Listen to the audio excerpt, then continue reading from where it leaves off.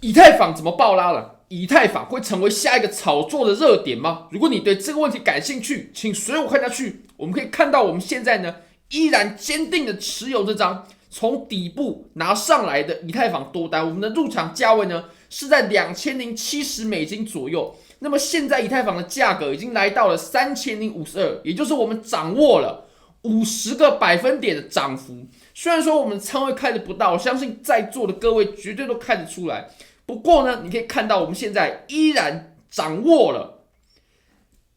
250多万啊，接近250万左右的以太坊的收益。那如果我们结合上方比特币的利润的话呢，我们现在的总收益非常接近400万的台币。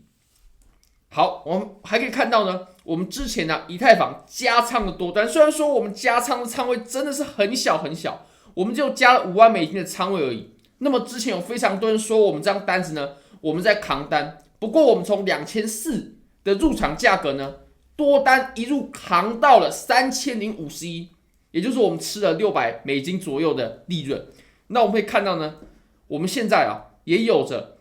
$1万多的收益了。那如果你也觉得这个利润不错的话，你也想试试看交易，你也对交易感兴趣的话，非常欢迎你点击影片下方的 Bybit 链接。现在只要 KYC 入金$100，就会送你$30的现金，现金哦，就是可以提币走的。或者你质押$500，3天就可以拿到$36.5的现金，一样可以提币。而且这两个活动你可以同时参加。我们来看到现在以太坊的盘面，那我们先从周线来看，我们可以发现呢，以太坊我们这张多单是从什么时候入场的呢？其实我们入场的逻辑非常简单，就是突破了这个底部的区间。当时我们底部的区间大概在2100，这个下方区间的上缘呢，就在2100，明确的阻力就在2100。一旦2100它可以被突破的话，那就代表我们以太坊呢即将迎来一波多头走势。很明确，我们现在也走了50%的上涨出去了。那我们当时呢就在这个位置做入场的。如果说大家一直有锁定我们频道，我们可以发现呢，我们之前多单我们就是开在11月初左右的位置，我们就去入场了多单，就在这个点位差不多入场了。那我们算一下，现在也大概拿着这张多单4个月了。其实这4个月呢，真的蛮磨人的耐性的。那我们可以看到呢，2100突破过后，我们下一个目标就会落在我们前期箱体的下缘，也就是大概在2500左右的价位。那我们在中间呢，我们也产生了一个区间。这个区间呢，我们现在来看它已经可以证实，它就是我们上涨的中继了，也就是上涨中继的箱体。那这个中继箱体被突破过后，很明确，我们就是要再继续往上走，也就是我们的涨幅呢上涨之后，然后走一个箱体，然后继续往上走。所以其实我们在突破的时候，我们就可以去加仓。好，没问题。所以这可以解释我们当时入场的逻辑我们就是在2100左右突破的时候入场的。大家可以看到，我们在2100左右的入场价位，就是遵循了这个法则，并且呢，我们在突破箱体的时候，我们再次入场，再次加仓，就在这个位置，大概在2500左右吧。那大家可以看到我们也确实就在2400、2500的位置呢，我们去加仓了这张以太坊的多单。所以我们做交易就是按照这个逻辑走的，制定好交易计划之后，然后按照计划执行，并且坚定的持有。那我们下一个目标价位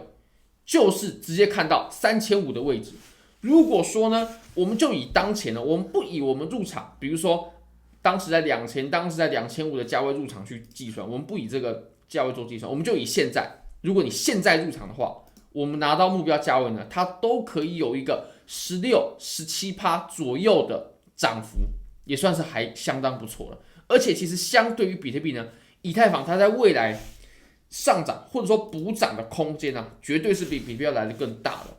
我们可以稍微比较一下如果说比特币跟以太坊都同时到达前高，它们所需要的涨幅可不一样吗？以太坊要到达前高，我们就以现在的价格做计算，它到达前高大概还要再涨60%左右，60%。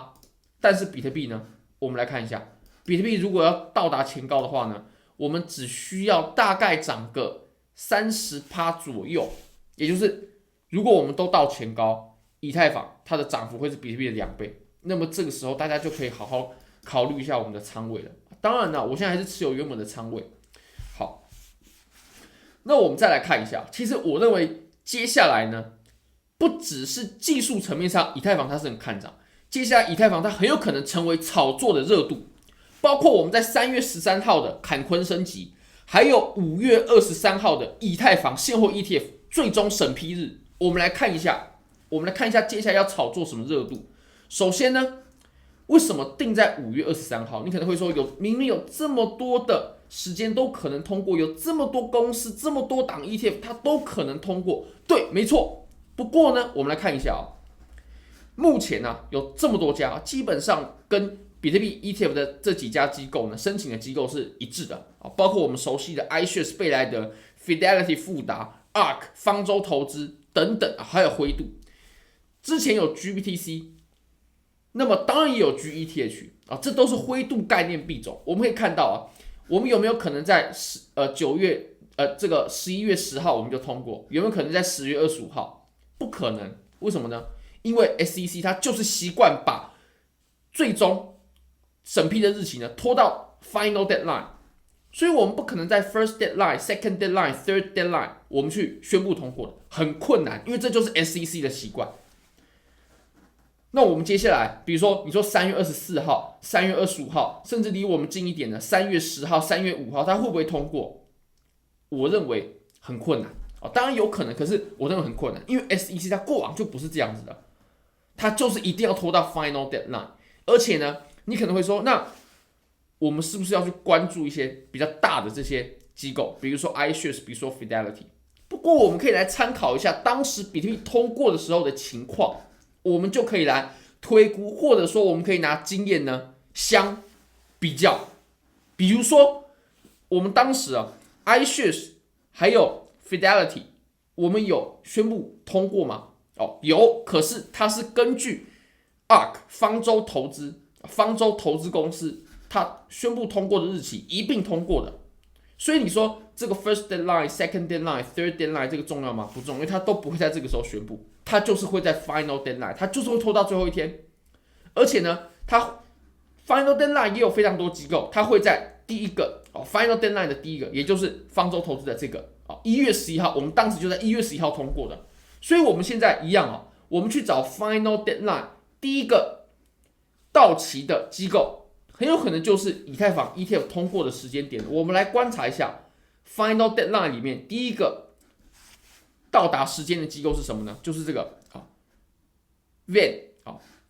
那时间点呢，大概就是5月23号，5月23号，所以大家要记牢这个时间点呢。那我认为我们在5月23号之前呢，会跟当时比特币现货 ETF 一样，以太坊的价格它会随着 ETF 的消息上下波动，并且不断的被炒作。我们来看一下当时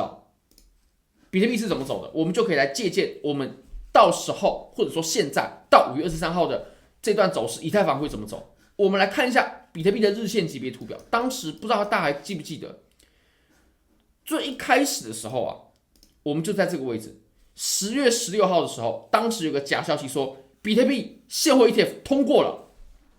不知道大家还记不记得，然后比特币就暴拉了一波。那其实我们从现在来看，那是假消息吗？这绝对都不是捕风捉影的，也就是并不是空穴来风并不是空穴来风很有可能真的有知道内幕的记者，或者说有知情人士，他真的已经透露真的非常有可能会通过，那才拉这一根，而且一定有人知道。那你可能会说，我们从技术层面上我们看不看得出来？其实我认为技术上就是从图表上呢，它绝对比消息面要反应的更快。